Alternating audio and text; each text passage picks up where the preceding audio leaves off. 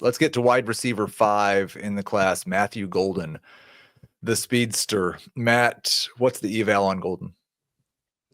I think he's a good player.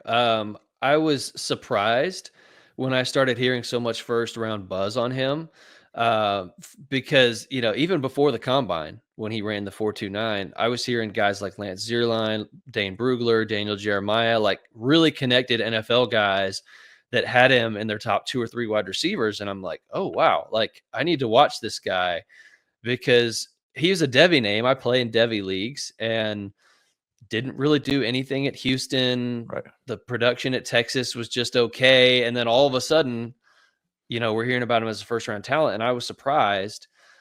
But when I got onto the tape, like I could see why. He's fast. He snaps out of his breaks really crisp, really clean. He's got above average ball skills, like really tough receiver, can catch things outside away from his frame with regularity, does the toe tap really well.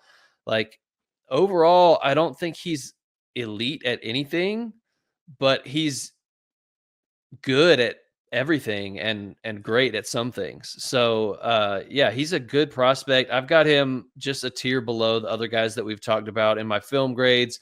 He's in that 76 range, so still graded as a fantasy starter, but a little bit more on the low end rather than a high end like the guys that we've talked about. And certainly I would not have thought of him as a first round prospect, but if he is, that means he's going to get opportunity. And I do think he's good enough to do something with the opportunity. I'm not out here saying, oh, he's a bust like a Quentin Johnston a couple of years ago. I was like, I don't care if he gets first round draft capital, I'm out. That's not how I feel about Golden. I think if he gets the capital, I'm in on him as a solid wide receiver 2 type of player. So I do think he's elite at one thing, running a 40-yard dash. He is definitely elite at the 40-yard dash. Matthew, you hear all of that though, like, oh, he's actually got really good skills and he's not great at anything, but he's good at everything. And he runs a 4.29. How was this guy not more productive in college? That's a phenomenal question that I've been asking myself as well. To me, one, I don't think he ran a 4.29 on the field. To me, when I watched the tape, I felt like Isaiah Bond and Jaden Blue on the same team looked more explosive. Not to say they slow. I feel like those two guys are faster. So to me, he looked more like a high 4.3 guy with pads on. And I also I feel like inconsistent effort level. I mean, not to throw too much shade at him, but to me, he just didn't really look like the alpha wide receiver on the field. He does look like a number 2 when it doesn't seem like he's going to get a target running kind of lackadaisically.